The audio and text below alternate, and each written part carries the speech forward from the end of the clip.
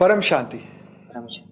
सभी का स्वागत है, परम परम स्वागत है हमारी नई YouTube channel spiritual podcast with Anant. मैं हूं अनंत और आज हमारे साथ है भावेश जी जो कि आए हैं उदयपुर से। तो बीटेक पढ़े हुए हैं। आज उनसे बात करेंगे उनके अध्यात्म की जर्नी।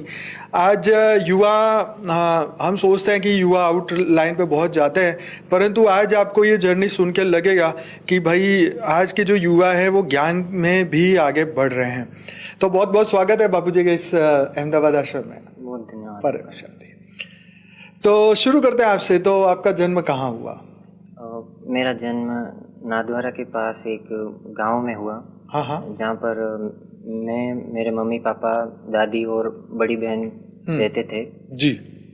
तो शुरू से ही भगवान को चाहने की तो मेरी कोई भगवान शुरुआत में तो मतलब इतनी कोई बड़ी चाह नहीं थी भगवान को पाने की मेरी। राइट।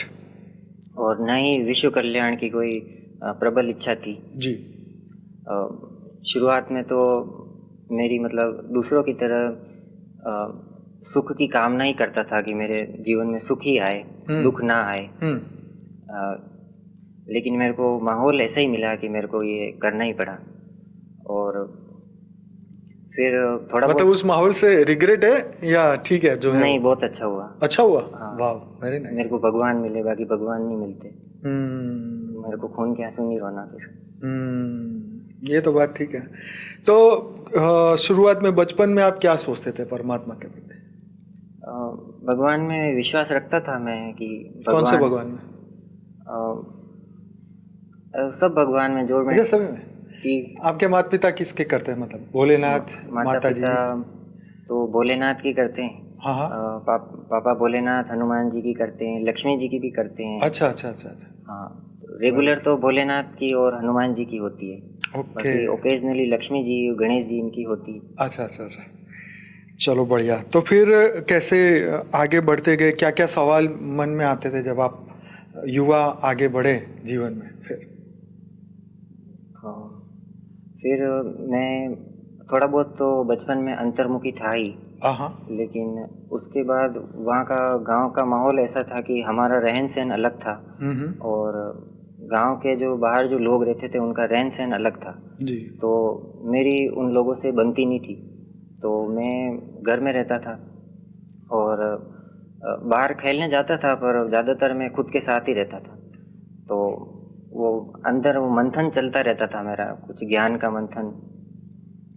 और एक घटना मैं बताता हूँ। मैं जब कुछ ज़्यादा एज नहीं थी मेरी, 14-15 के आसपास होगी मेरी, जब मैं पानी पी रहा था तो मैंने घड़े का एक ढक्कन हटाया। तो मेरे मन में एक विचार आया कि इस ढक्कन पर 1 सेकंड में अभी सृष्टि बनी, और मैंने जैसे ही उसको हिलाया वैसे ही वहाँ पर भूकंप आ गया और सृष्टि नष्ट हो गई। तो मैंने मन से पूछा कि ये कैसे हो सकता है। तो जवाब आया कि मैं जहाँ खड़ा हूँ वहाँ का समय बहुत धीमा है, और प्लेट पर 1 सेकंड में सृष्टि का निर्माण हुआ और उसी सेकंड में ही सृष्टि नष्ट हो गई। वहाँ पर समझ बहुत बहुत तेज चला। तो उस समय पता नहीं है विचार कहाँ से आया, लेकिन बाद में जब मैंने बापूजी का वीडियो देखा कि महाशिव जी की एक पल में अनंत अनंत ब्रह्मांड बनते और बिगड़ते हैं, बराबर, तो मैंने सोचा हो सकता है अंदर की कोई रिकॉर्डिंग होगी। और एक और घटना मैं आपको बताता हूँ। लेकिन बापूजी का ज्ञान तो आपको कौन से साल में मिला? मेरे को 2020-21 के आसपास। अच्छा, 20 में मिला। हाँ। राइट। ठीक है। और उसके बाद एक घटना और बताता हूँ मैं। बचपन में एक सपना आया था जब मैं कुछ दूसरी तीसरी क्लास में था, 7-8 साल की एज थी मेरी। तब मेरे को 2 सफ़ेद कपड़े पहने हुए दाढ़ी वाले 2 आदमी मिले, जिनको मैं गुरुजी बोल रहा था। और मैंने वो पंडित जी जैसे होते हैं, बिना सीले कपड़े पहने हुए थे, लपेट के सफ़ेद। और उनमें से एक ने मेरे को एक तलवार दी। अच्छा। हाँ, कि और बोला कि ऐसे उंगली से इशारा किया, इस दिशा में जाओ। ऐसे बोला, जाओ बेटा जाओ, ऐसा बोला उन्होंने। मैं एक बार तो जल्दी आ गया, फिर थोड़ी दूर तलवार लेके। हाँ, फिर थोड़े दूर चला और फिर मेरे को याद आया मेरे को तो स्कूल जाना है। अच्छा। तो मैं विपरीत दिशा में चला उसके। अच्छा। हाँ, विपरीत दिशा में गया और फिर स्कूल में गया तो मैंने वो पंडित जी जैसे कपड़े पहन रखे थे, तो बच्चों ने चिढ़ाया और मेरे सारे कपड़े फाड़ दिए। अच्छा। हाँ, तो इससे मेरे को थोड़ा ज्ञान से रिलेट करके बताऊं मैं, तो मुझे ऐसा लगा कि वो उनमें से कोई एक बापूजी था जिनने मुझे एक तलवार दी, और वो तलवार एक ज्ञान का प्रतीक थी।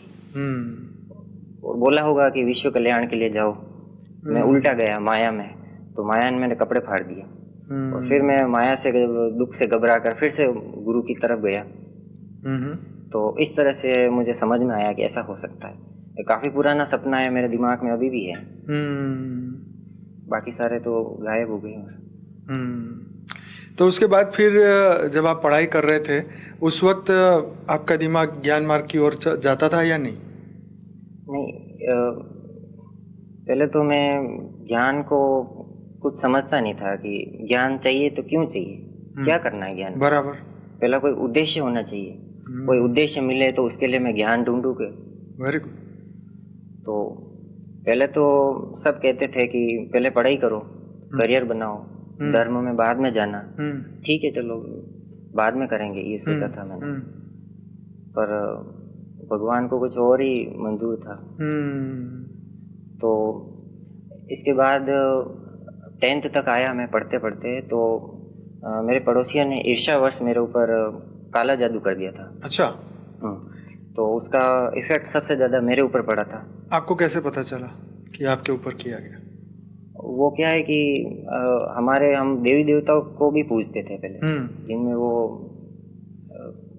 कुछ पेशी वगैरह आती है ना। अच्छा, हाँ हाँ हाँ, पेशी आती है, जिनमें वो देवी देवता बात करते हैं। बात करते हैं। हाँ, कि तो देवी देवता से ही पूछा था हमने कि क्या प्रॉब्लम है, हम इससे क्यों परेशान क्यों रहे। तो उन्होंने बताया कि आपके ऊपर किसी ने काला जादू किया है। पर ये तो झूठ भी हो सकता है ना, भूत प्रेत तो कुछ भी बोल सकते हैं, जरूरी थोड़ी वो देवता ही हो जो बोल रहा है। आजकल तो ये एकदम कॉमन सी बात हो गई है, मतलब किसी का भी दिमाग को खराब करना है, बोल दो आपके ऊपर से तांत्रिक कर दिया है। कौन थप्पा लगाएगा कि ये सच में हुआ था या नहीं हुआ था? पर वो क्या है कि परेशानी इतनी ज्यादा भयंकर थी कि मेरी बहन को पेशी आती थी। अच्छा। हाँ। Okay okay. तो पेशी में कौन आता? आपके खानदान से कोई, दादा परदादा, नाना नानी, कोई ऐसे? नहीं, ऐसा कुछ बोलता नहीं था वो। तो फिर क्या बोलता था पेशी में आके? क्या बोलता? वो बस गुस्सा करता था वो। अच्छा। उल्टी सीधी हरकतें करता था, परेशान करने का काम। अच्छा, परेशान करने का।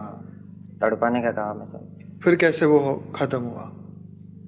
फिर पापा ले जाते थे तांत्रिकों के पास। अच्छा। हाँ। आपको नहीं, मेरे को, हाँ मेरे को भी लेके गए थे, पर बहन को लेके जाते क्योंकि उनके ऊपर आ रही थी। हाँ। फिर वो परेशान ज्यादा होती थी, पर इफेक्ट तो मेरे ऊपर भी था। हाँ।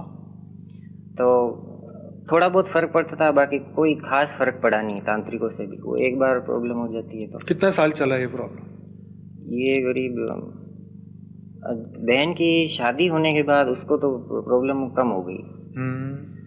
और मेरी प्रॉब्लम भी करीब, एक बात बताऊं, 2018 में मुझे ऐसा लगा कि मेरा दिमाग फिर से ठीक हुआ। अच्छा। हाँ, 2018 एंड में वहाँ कुछ ऐसी घटना घटी थी मेरे साथ कि फिर से मेरा दिमाग ठीक हुआ। मैं आगे बताता हूँ पूरी कहानी। हाँ हाँ। बीटेक पढ़े तो दिमाग तो ठीक है, तभी तो पढ़े बीटेक। हाँ। तो उसने, आपको क्या लगता है उसने रोका था, दिमाग खराब किया, क्या किया उसने, भूत प्रेत ने? हाँ, भूत प्रेत ने मेरे ऊपर तो ये प्रभाव डाला था कि मेरे दिमाग की क्षमता बहुत धीरे धीरे कम हो रही थी। अच्छा। जैसे 10th के बाद हुआ था। अच्छा, उस वक्त की घटना ये?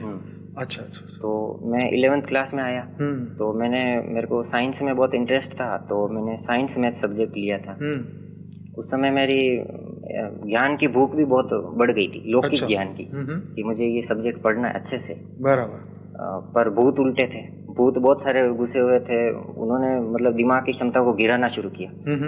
अब मैं इससे इस वजह से बोल रहा हूँ क्योंकि पहले ऐसा मेरे साथ नहीं होता था। ठीक है। मुझे महसूस होता था कि कोई मेरे साथ गड़बड़ कर रहा है। अच्छा। बाकी अचानक कोई याद हो चीज हो, अचानक भूल जाना, ऐसा थोड़ी होता है। ठीक है। हाँ, आगे? फिर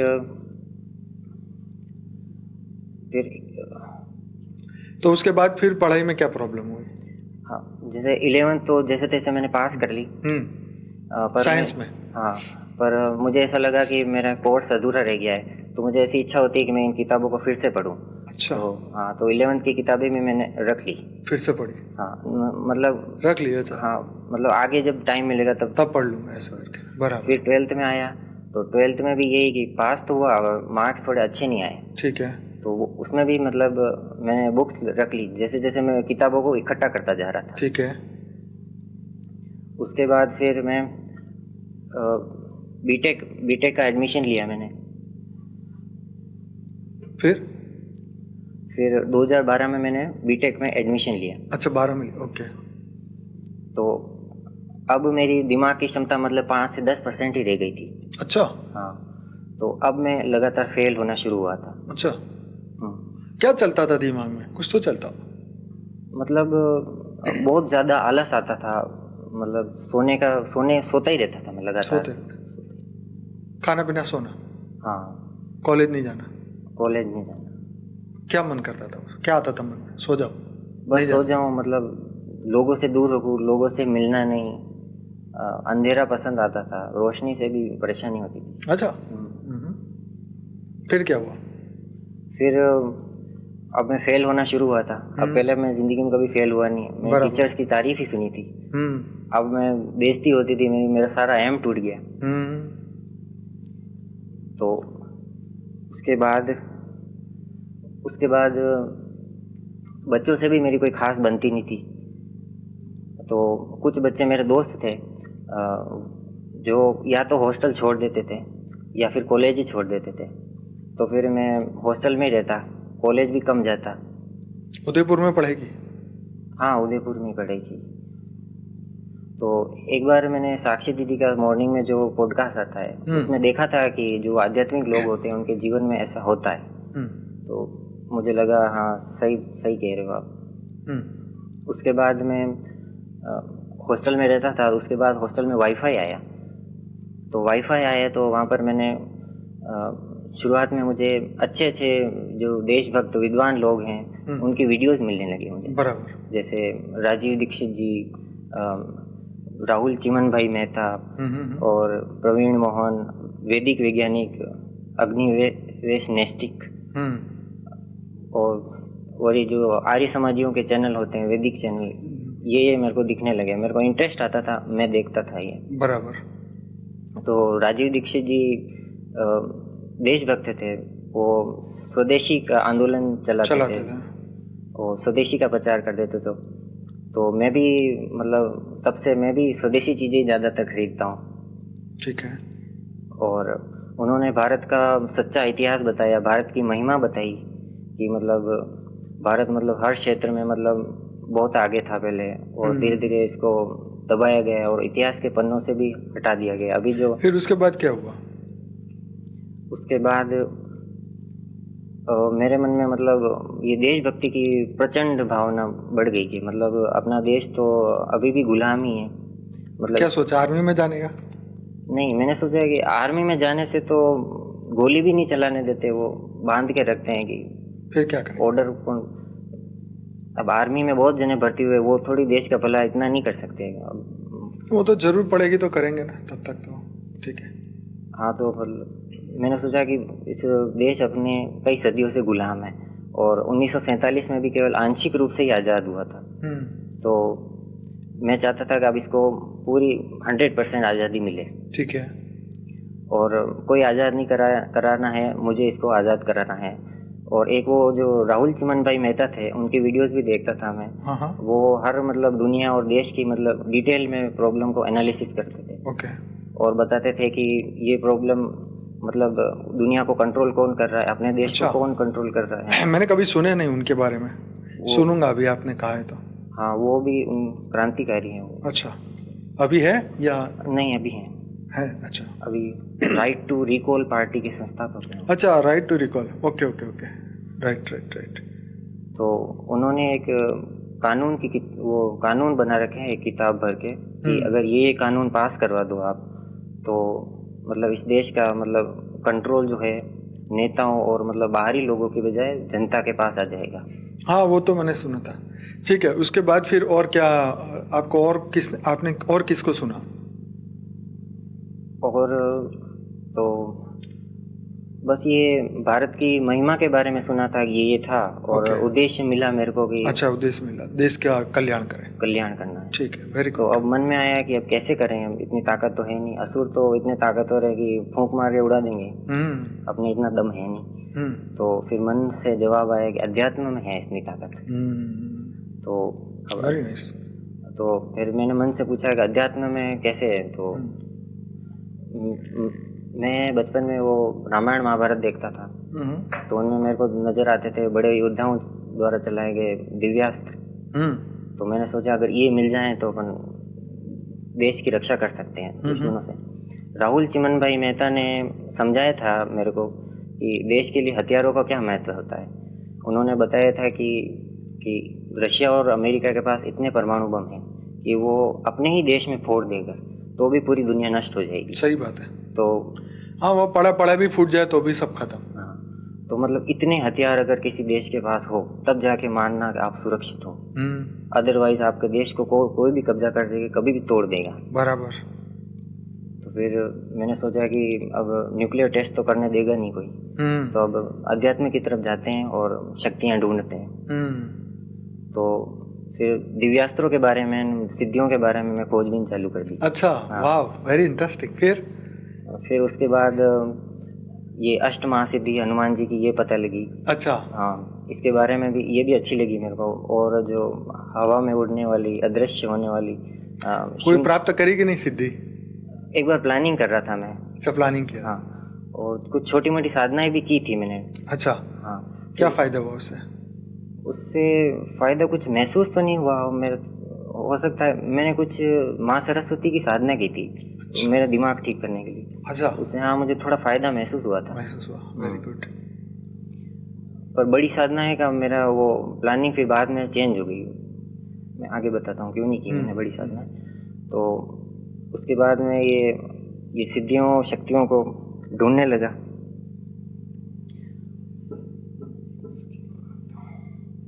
जैसे अपना जो नालंदा विश्वविद्यालय था उसको विदेशी आक्रमणकारियों ने नष्ट कर दिया। तो उसमें बहुत सारा अपना ज्ञान था भारत का जो विलुप्त हो गया था। मैं चाहता था कि भारत को फिर से खड़ा करने के लिए वो ज्ञान दोबारा चाहिए। बराबर। तो वो अब मिलेगा कहाँ पर? मेरे दिमाग में आया कि ऊपर के लोगों में ये यक्ष गंधर्व किन्नर देवी देवता रहते हैं, इनके पास बहुत ज्ञान है। बराबर। इनसे किसी तरह कांटेक्ट करो और इनसे फिर से ज्ञान लिखो। तो मुझे पता लगा कि इनको ये साधक लोग साधते हैं, इनको प्रत्यक्ष करते हैं और फिर इनसे पढ़ते हैं, ज्ञान विद्या लेते हैं इनसे। जैसे वो रामानुजन को नामगिरी देवी, हाँ, एक देवी ने पूरा मैथ्स पढ़ाती थी वो। राइट। तो वैसे ही फिर से दोबारा ज्ञान लिखवाना है मेरे को। और उसके अलावा एक वीडियो आया बरमुडा ट्रायंगल का, एक वीडियो आया था, एक फेक वीडियो था वैसे तो यूट्यूब पर, कि मतलब रावण के जो नाभि में कुछ एक मणि थी जिसको वो मरा था तब निकाल के हनुमान जी ने, वो मणि बहुत शक्तिशाली थी तो उसको बरमुडा ट्रायंगल में गाड़ दी थी। तो इस वजह से वहाँ आंधी तूफान आते हैं।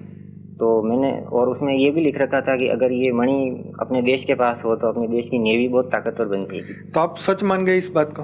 हाँ, मैं सच मान गया। मैंने सोचा कि अगर जब अष्ट महासिद्धि मेरे को मिल जाएगी तब वहाँ जाके खोद के निकालेंगे। कितने साल के थे आप उस वक्त? उस वक्त कुछ 20 के आसपास था। अच्छा, हाँ ठीक है। फिर उसके बाद मेरे को यूँ पता था कि इन सिद्धियों से आत्मा का पतन हो जाता है, कुछ लोगों से सुना था। बराबर। पर मैंने सुना था कि अपने मतलब के लिए तो मैं कर नहीं रहा। बराबर। तो पतन हो जाए तो बाद में सिद्धियों को छोड़ देंगे। और इतना कॉन्फिडेंस था कि भगवान को पाना तो मुझे आसान लगता था। बराबर। कि मेरे को पहले ये विश्व कल्याण, देश को आज़ाद कराना है, फिर भगवान को बाद में। बराबर। ऐसा लगता था मेरे को। और मैंने देखा कि यूट्यूब पे कुछ लोग ये कुछ शास्त्र वगैरह पढ़ के बोलते हैं, और किसी भी परेशानी के बारे में इनसे पूछो तो ये पढ़ के सुना देते हैं कि इस किताब की इस लाइन पे ये लिख रखा है कि। तो मुझे ऐसा लगता था कि क्या अपने सनातन की बस ताकत यही है क्या, इस किताब पर ये लिख रखा है, मतलब इससे फ़ायदा क्या होगा, इससे देश आज़ाद होगा क्या, कोई बीमारी ख़त्म होगी क्या? मुझे वो गुरु चाहिए था जो मुझे शक्ति दे विश्व कल्याण करने की, जिसमें हिम्मत हो। बाकी ऐसे लोगों के मिलियंस ऑफ व्यूज आते थे, ये मुझे अच्छे नहीं लगते थे। तो उसके बाद थोड़ा बहुत मैंने मार्शल आर्ट्स भी कुछ दिन ज्वाइन किया था। कराटे। हाँ, मैं खुद को मतलब हर तरफ से मजबूत करना चाहता था। Very good. पैसे, शक्तियाँ, सिद्धियाँ, हथियार सब चाहिए मुझे। फिर और ऐसे में सिद्धियों की तलाश में एक बार मैंने यूट्यूब पर एक वीडियो आया मेरे पास, माँ सिद्धिदात्री साधना। उसमें एक साधना के बारे में लिखा था, वो 1 साल चलती है, जिसमें 90 लाख जप एक मंत्र के करने होते हैं। एक दिन में कुछ 17-18 घंटे लगातार चलती है। अच्छा। हाँ, लगातार करनी होती है, एक दिन मिस हो गया तो खंडित हो जाएगी। तो मैंने सोचा कि, और उसमें लिख रखा था कि इसको करने से ब्रह्मांड की सभी शक्तियाँ आपकी हो जाएगी, कि वो माँ आदि शक्ति का रूप है ना, इस वजह से। तो फिर किया ट्राई? तो मैंने सोचा ये चाहिए अपन को। ट्राई किया? ये मैंने ट्राई नहीं किया आगे। फिर सोचा हाँ कि ये चाहिए, पर उसके लिए 1 साल का लगातार टाइम चाहिए, और अभी करियर पर मैं थोड़ा ध्यान दे देता हूँ। और मैंने सोचा कि करियर बन जाएगा, उसके बाद अगर मैंने नौकरी की तो 1 साल की छुट्टी मुझे कोई देगा नहीं। तो करियर इस तरह से बनाते हैं, बिजनेस करते हैं कि फिर 1 साल के लिए किसी को, कर्मचारी को दे देंगे बिजनेस, और फिर मैं साधना करने चला जाऊंगा। तो फिर उसके बाद मैंने प्लानिंग की कि फिर इस तरह मेरी 2018 तक बीटेक तो चलती रही। अच्छा। 2012 से 2018 आ गया था। 6 साल चले। हाँ, ब्रेक लगती रही, निकलती नहीं थी, इक्का दुक्का निकलता था। फिर मेरे को दिमाग में क्या आया कि मैं सोचा कि क्यों ना दूसरा एडमिशन ले लूँ, दूसरे मतलब बीटेक में ही दूसरा कॉलेज में एडमिशन ले लेता हूँ। तो मैंने ले लिया, 2018 के एंड में लिया था। तो उसके बाद वो 2022 तक चली और अच्छी चली, मतलब मार्क्स वगैरह सब अच्छे चले, अच्छे आए मेरे, अच्छे से हुई। और उस बीच में ज्ञान के बारे में खोज नहीं की? 18 से 22 के बीच में? 18 से और 22 के बीच में वही पुरानी प्लानिंग थी। अच्छा, वही चल रही थी। हाँ, कि बिजनेस करना है। और 2022 के 22 में बीटेक पूरा हो गया? 22 में बीटेक। उसके बाद क्या किया? उसके बाद तो 2020 की बात बता। हाँ बताओ। 2020 में मेरी बहन की तबीयत खराब हुई थी। तो उसको एक यूट्यूब पे मैंने एक हीलिंग वाले देखे थे, संजीव मलिक करके। तो वो तो बहुत फेमस है। हाँ, तो वो भूतों से परेशान थी बहन। तो उसको उनके पास लेकर गए थे। अच्छा, मतलब दिल्ली? लेके नहीं, सॉरी, ऑनलाइन ही करवाया था अच्छा, ट्रीटमेंट। ऑनलाइन कराया। ओके। तो उसको कुछ फायदा हुआ था। अच्छा, वेरी गुड। तो वो एंजल्स पर बात करते थे। तो एंजल्स की वीडियो मैंने देखी थी। तो बापूजी का एक वीडियो है कि एंजल्स कौन होते हैं, ये यूट्यूब ने मेरे को रिकमेंड कर दिया। पहली बार मैंने को बापूजी के दर्शन ज्ञान वहाँ से 2020 में? 2020 में। अच्छा, ठीक है। ओके। तो बहन का प्रॉब्लम कब खत्म हुआ, कितने साल चला वो?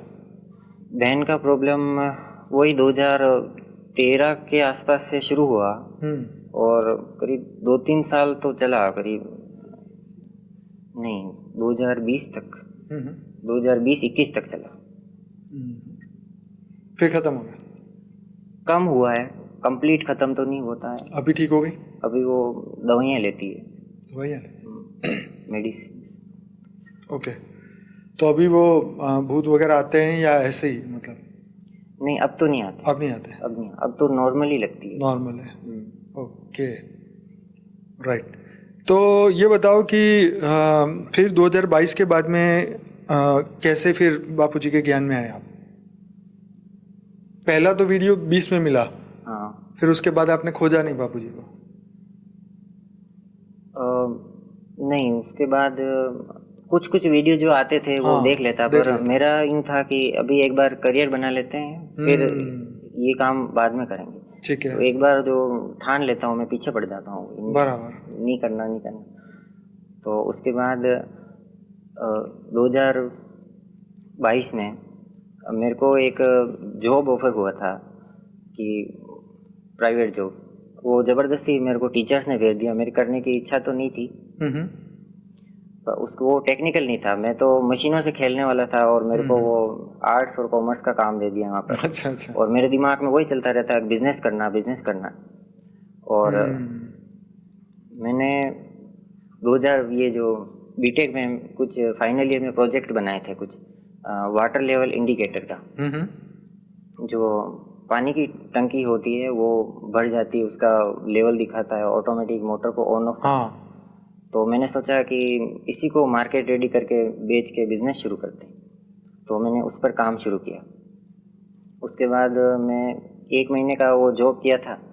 उसके बाद मेरे को टाइम नहीं मिलता था उस प्रोजेक्ट पर काम करने के लिए, तो मैंने वो जॉब छोड़ दी। उसके बाद मैं घर आ गया। उसके बाद फिर से मैं वो उस पे प्रोजेक्ट पे लग गया। उसके बाद एक टेक्निकल जॉब का ऑफ़र आया था मेरे को। तो मैं उस समय मेरे को इतना कुछ पता नहीं चलता था, मैं ऐसे ही चलो करके देख लेते हैं कुछ दिन। तो मैं चला गया। मेरे को तो मुझे लगा कि उस जॉब को करते करते मैं मतलब अपना प्रोजेक्ट का काम भी कर पाऊँगा, पर टाइम मिलता नहीं था। उन्होंने बोला 9 घंटे का जॉब है, पर वहाँ जाके पता लगा वो तो 13 घंटे का जॉब है। तो मैंने 4-5 दिन बाद ही वो जॉब छोड़ दिया। बराबर। पर और एक दिन क्या हुआ कि मतलब एक मजदूर टाइप के आदमी को मैंने देखा। जब मैं 8-9 बजे वापस घर जा रहा था रात को, तो मैंने देखा कि एक आदमी पूरा मतलब सफ़ेद सफ़ेद पेंट और चूने से उसका शरीर ढका हुआ है। मैंने देखा कि कितनी मतलब कठिन और गंदी ज़िंदगी है यहाँ पे। और मेरी जब बीटेक कम चल रही थी तब तो मैं यूँ सोचता था कि अभी तो मेरी ग्रेजुएशन ही प्रॉब्लम है कि ये कब ख़त्म होगी। जब मैं जॉब करने प्राइवेट जॉब शुरू किया तब मुझे पता चला कि वो तो केवल ट्रेलर था, असली दुख तो ये है। मतलब एक जेल जैसा लगा मुझे वो जॉब करना, कि मतलब एक भी दिन छुट्टी नहीं ले सकते और 10-12 घंटे काम करना पड़ता है। उसके बाद मैं फिर से घर आ गया, तो मुझे फिर प्रोजेक्ट पे काम करने लग गया। तो मुझे ऐसा लगने लगा कि मैं अब ऐसे मतलब जॉब छोड़ रहा हूँ तो लोग फिर मुझे जॉब देंगे नहीं। तो मुझे अब लगने लग गया था कि अगर मेरा बिजनेस फेल हो गया तो क्या होगा फिर। तो अब मैं प्रोजेक्ट पर काम करने लग गया, तो अब वो मेरे से हो ही नहीं रहा था, बन ही नहीं रहा था वो, क्योंकि उसमें थोड़ा नॉलेज और चाहिए होता है। डिवाइस। हाँ, उसमें और नॉलेज चाहिए। 5-6 महीने का कुछ अच्छा कोर्स कर लेता मैं प्रोफेशनल तो कर पाता, लेकिन अब मेरे दिमाग में वो घूम रहा था कि अभी आजीविका का कुछ जल्दी से जल्दी कुछ करना पड़ेगा। तो वो एक ही विचार बार बार घूमने लगा। तो डिप्रेशन का मैंने सुना था, डिप्रेशन, अब मैंने महसूस करने लगा कि डिप्रेशन होता क्या है। तो मेरे को परेशान देखकर घर वाले ने बोला कि आप गवर्नमेंट जॉब की तैयारी कर लो। मेरा इलेक्ट्रिकल फील्ड है तो उसमें ऐसा स्कोप होता है। तो फिर मैं इलेक्ट्रिकल फील्ड मतलब गवर्नमेंट जॉब के लिए जयपुर चला गया 2022 के एंड में। और उसके बाद क्या है कि वहाँ पढ़ना बहुत पड़ता था, करीब 10-10 घंटे। तो मैंने ज्ञान थोड़ा छोड़ दिया था कि मैंने सोचा कि अभी ज्ञान रहने देते हैं, ये एक बार ये पढ़ाई पूरी कर लेते हैं। मुझे पता नहीं था टाइम का कुछ। बराबर। तो एक दिन फिर मैं ऐसे स्क्रॉल कर रहा था तो दादाजी का एक शॉर्ट्स आया। दादाजी बोल रहे थे कि time lost, everything is lost, फिर खून के आंसू रोओगे। तो मेरे को ऐसा लगा कि ये मेरे को ही बोल रहे हैं वो। फिर मैंने ठाना कि रोज़ 10 मिनट तो देखूंगा मैं। रोज़ 10 मिनट शुरू किया, 10 से फिर आधा घंटा आराम से हो गया। फिर मैं देखता गया। उसके बाद उसी साल अक्टूबर में एग्ज़ाम हुआ, एग्ज़ाम पास नहीं हुआ। उसके बाद दिसंबर में फिर घर आ गया जयपुर से। तो फिर उसके बाद जनवरी में दादाजी के बारे में पता लगा कि दादाजी ही अलमाइटी अथॉरिटी के साकार रूप हैं। आपसे भी कंफर्म किया, फिर बहुत अच्छा लगा मेरे को। फिर मैंने भी सोचा कि साकार में मिलने आऊँगा मैं कभी। उसके बाद फिर आप कब आए? 24 में आए थे? हाँ, मैं पिछले साल? 2024 में। बराबर। फिर उसके बाद मेरी वहाँ जयपुर में मैंने क्या कि बाहर बहुत खाना खाया था, बाहर का खाना बहुत खाया था, तो मेरा पेट बुरी तरह से ख़राब हो गया था आते ही। और बहुत सारी बीमारियाँ और थी जो पहले भी मैं भूतों से तंग था, तो उनकी वजह से मानसिक बीमारियाँ तो थी ही, तो वो भी बढ़ गई अचानक से। तो अचानक बिस्तर पे आ गया था मैं, लो ब्लड प्रेशर ऐसी हाँ। तो अब मैंने सोचा कुछ महीने मैंने इंतज़ार किया कि चलो ठीक हो जाता हूँ, नहीं हुआ तो फिर मैं करौली सरकार गया, वहाँ पर मैं वनडे हवन करके आया, तब जाके मेरा थोड़ा रिलीफ हुआ। अच्छा, वेरी गुड। उसके बाद फिर मैं काम पे लगा, तो मैंने सोचा अब 1 महीना और बचा है, अब फिर से एक पूरी ताकत लगा के ट्राई करते हैं।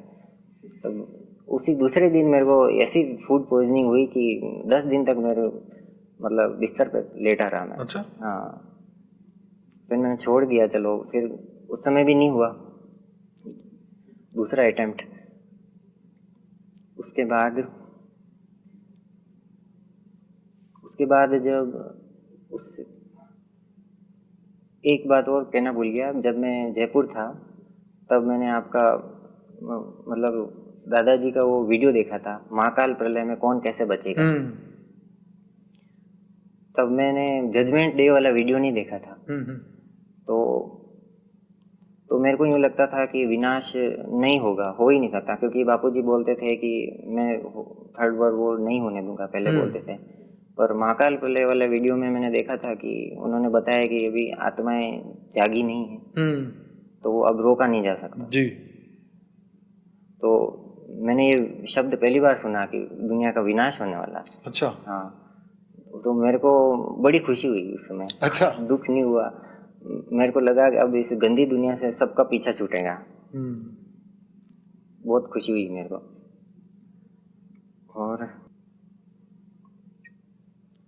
और दादाजी का वीडियो देखा था, तो दादाजी कहते थे कि परम शांति की वाइब्रेशन फैलाओ, उससे दुनिया परिवर्तित होगी।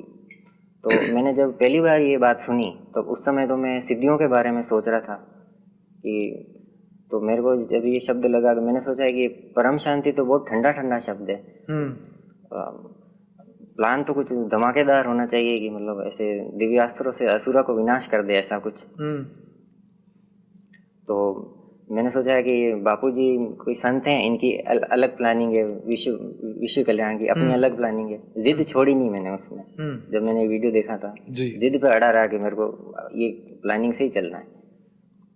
फिर जब मैं 2024 में मेरी तबीयत खराब हो गई थी और एग्ज़ाम भी पास नहीं हो रहे थे, तब मैं शारीरिक और मानसिक रूप से काफ़ी थक गया था। मैं सोच रहा था कि अब मैं करियर कोई साध नहीं पा रहा हूँ, तो मैं दिव्यास्त्र कैसे साधूंगा मैं।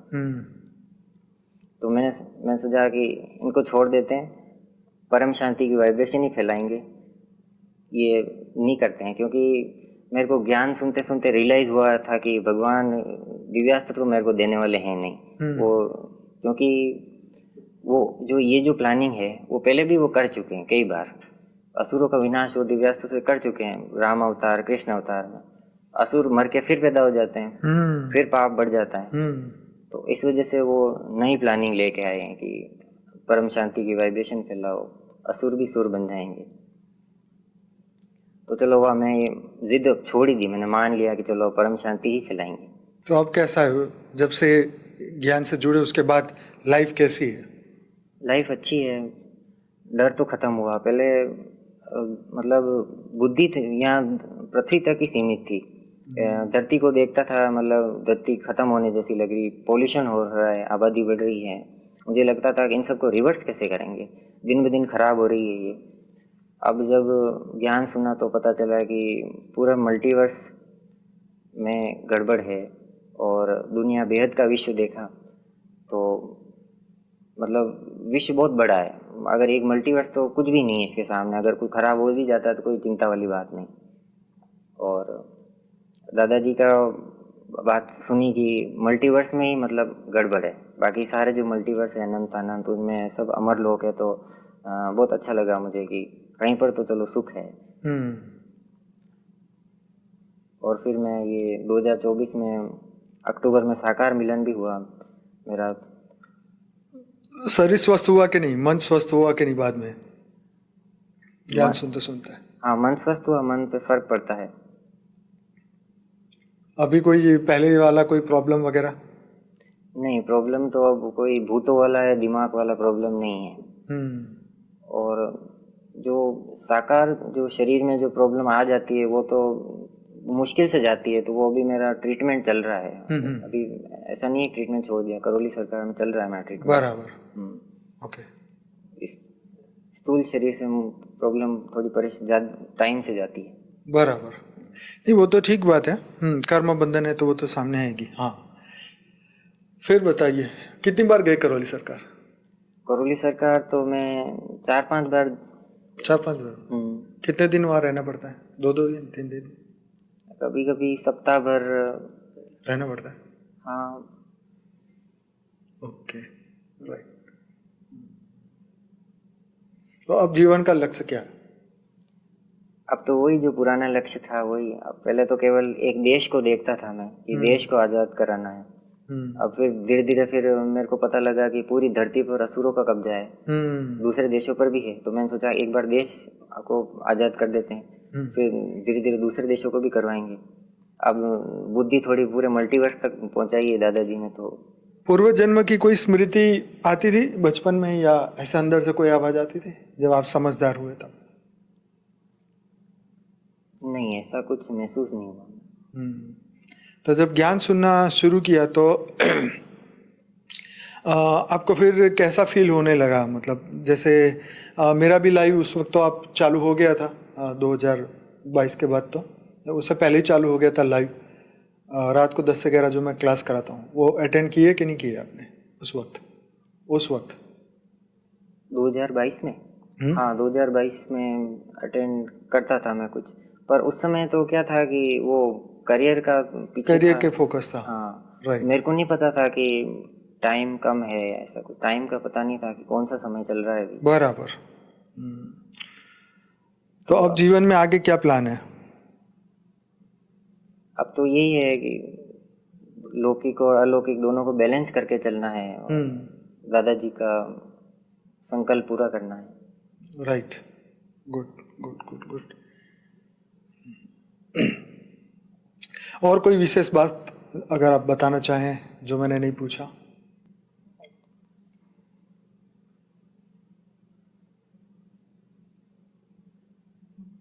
हो गया सब कवर? चलो, बढ़िया बात है। तो देखिए, ये बात है कि एक युवा जब ज्ञान से जुड़ते हैं तो उनके अंदर बहुत सारे प्रश्न होते हैं। भाई का तो अच्छा था जीवन में लक्ष्य कि भी देश को बचाना है। अब पता नहीं था रास्ता, तो ढूंढ रहे थे कि क्या करे, कैसे करे। इंटरनेट ने जो माध्यम बताया उन्होंने देखा, सुना, ट्राई किया, और अंत में ज्ञान मार्ग में आके पता चला कि भाई अंत में परम शांति के वाइब्रेशन से ही दुनिया बदलने वाली है।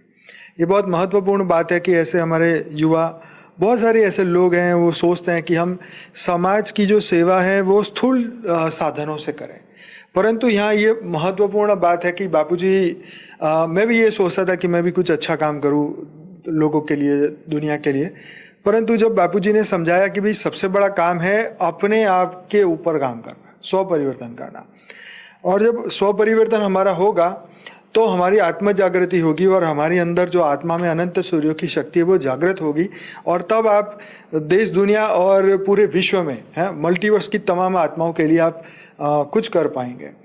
तो ये जो बल है ये ज्ञान से प्राप्त होता है, ज्ञान से जीवन मुक्ति का अनुभव होता है। जीते जी हमें ऐसा लगता है कि यस, हमने जीवन में वो प्राप्त कर लिया जिसके लिए जन्म लिया था। तो ये आज के युवाओं के लिए और जो लोग खोज कर रहे हैं उनके लिए ये बहुत ज़रूरी है कि इस सत्य को समझे कि आपके पास अगर ब्रह्मास्त्र भी अगर मिल गया आपको, तो भी इस ब्रह्मास्त्र से आप पृथ्वी को मान लो बचा भी लोगे, और हो जरूरत पड़े तो आपने पृथ्वी को खत्म भी कर लिया, परंतु ये सृष्टि तो फिर भी चलने वाली है। ये तो सबसे बड़ी समस्या है कि ये चतुर्युग जो है कितनी बार घूम चुके हैं। और न सिर्फ एक पृथ्वी की बात है, तो अनंत पृथ्वी पर सब जगह पर ये है, पूरा गैलेक्सी में ये सिस्टम, यही सिस्टम चल रहा है, यूनिवर्स में चल रहा है, और ये मल्टीवर्स की भी ये हालत है जो हमारे दादाजी ने हमें समझाई। तो अब वो समय आया है कि हम पूरे मल्टीवर्स को बदलें और मल्टीवर्स को अंदर जो रहने वाली सभी आत्माओं के लिए हम संकल्प डालें। और सूक्ष्म जगत में भी बहुत सारी आत्माएं जो है ये सर्च कर रही है। स्थूल जगत में जैसे मनुष्य सर्च करते हैं, वो भी ढूंढते हैं, खोजते हैं, सुनते हैं और जीवन में आगे बढ़ते हैं, वो भी बढ़ते हैं।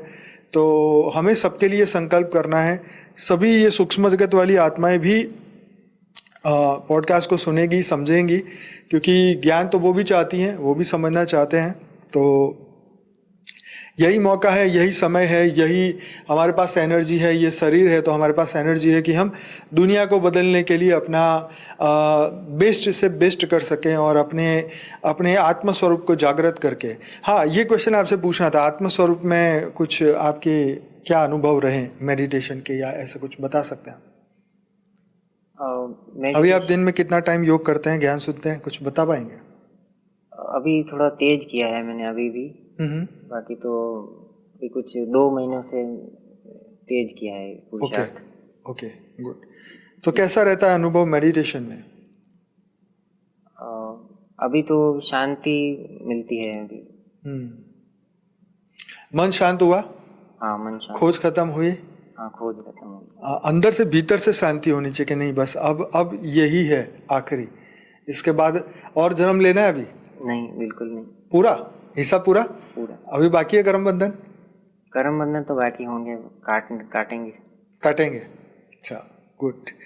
तो देखो, यही है कि हमारा बेस्ट विल, फ्री विल तो सभी यूज़ कर रहे हैं, लेकिन वो फ्री विल रियल में कोई यूज़ नहीं कर पाता, क्योंकि लोगों की ही वायुमंडल में जो विल पड़ी है वही हम उठाते हैं।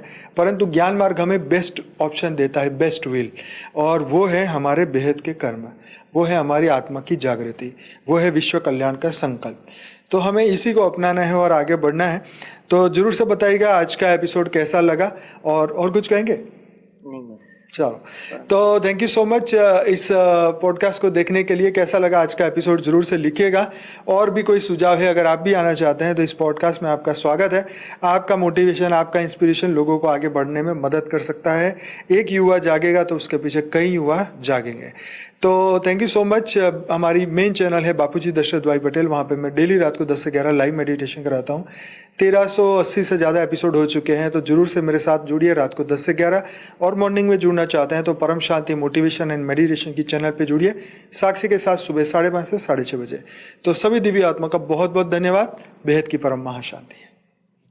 बेहद की परम शांति सोचो, बोलो परम शांति। Join us daily for our morning live meditation, Monday to Saturday, 5:30 to 6:30 a.m.